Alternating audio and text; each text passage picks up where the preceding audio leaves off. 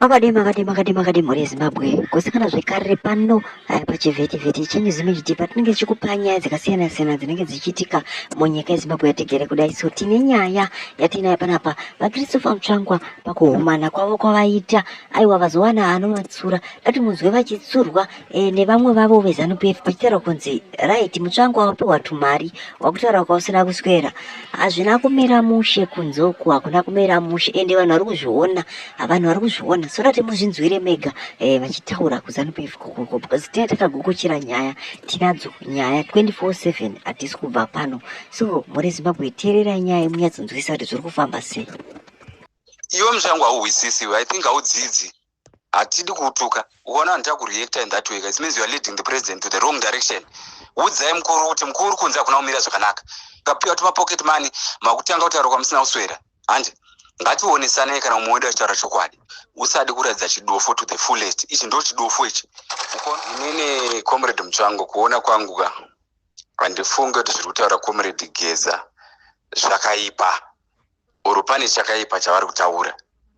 If you check online of message ya comrade Geza handifunge kuti pane chakaipa chiri kutaura na comrade Geza.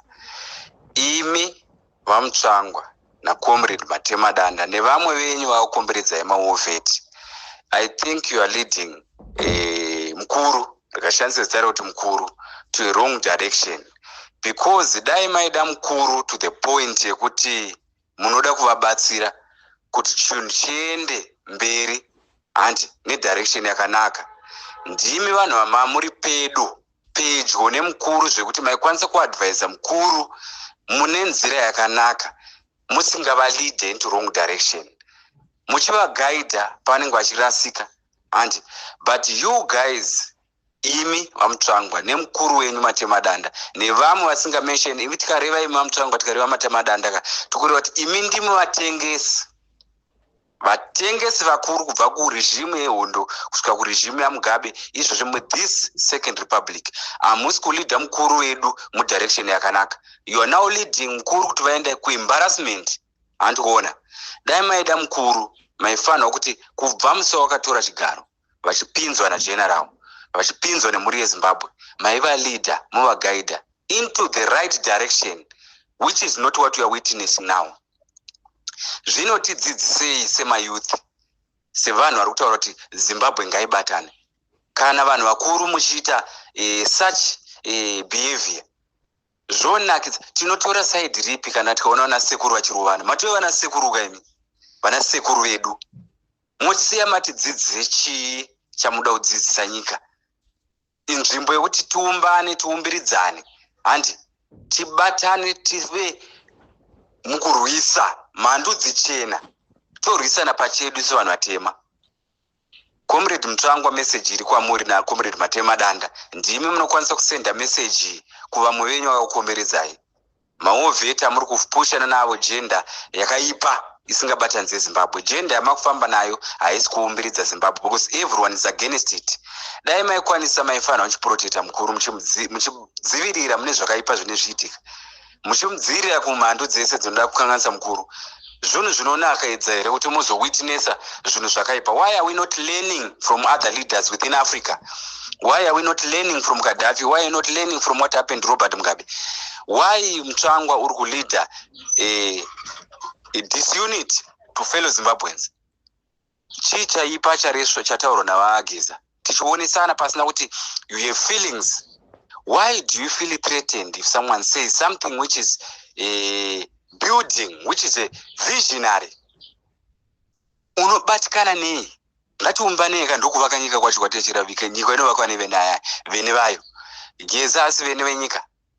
MaZimbabweans ari kucontributa nereaction iri kutora maZimbabweans hakusi kuvaka nyika here. Saka munoda kuti tongosapotana chese chanzi nhengi touchira, chese chanzi vaMutsvangwa touchira, chese chataurwa na Matema Danda touchira. Let's have different views, different points, different muonero wakasiyana. Ndo zviri kuedza kutaura maZimbabweans. This is how they are communicating. Message ukaona yasvika kwamuri in that way, it means it's a very good clear message which is saying kwatakuenda hakusi kuti lidhambre zvakanaka. Unoona comrade Mutsvangwa, hatidi zvokutukana, zvese zvamuri kuudzwa nevafana majunior nevamwe vakagumbuka musocial media. Let's have peace.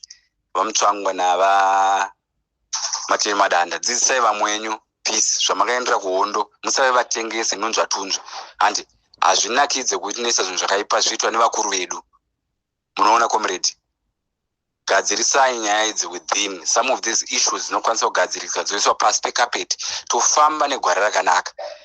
Munongobatsirana muchionesana muchienda makadaro. Handi 2028 kure iri padhuze apa, pasi kumbori kure zvekutoti vanhu mungatoti nyonga yekuti matokanganwa zvesure nehope. Handi muitadza kufokasa kuti 3 years togadzisa sei mavhenda ari kurovana, mapurisa ari kunetsana nemacitizens. Handi asi bhizi tsve makumhanyira kuenda kumberi kure uku muitadza kuresolve maintainal issues. Vana OK vari kuvhara, vana Pick n Pay vari kuvhara.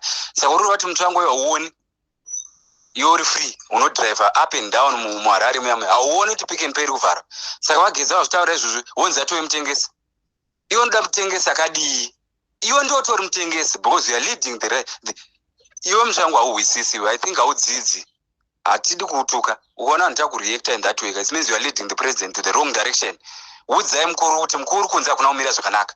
Kwete kuti mainterest ekuti muda kungobenefita nezare mukuru handi muchiva blackmailer. You understand what you copaging?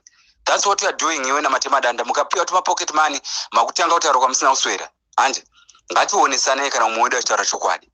Ngatipanane maviews kana umwe wedu achicontribute. Hapana mhandu. Munhu wese ari kutaura something towards what we are talking about Zimbabwe. It means ane rudo nenyika yake.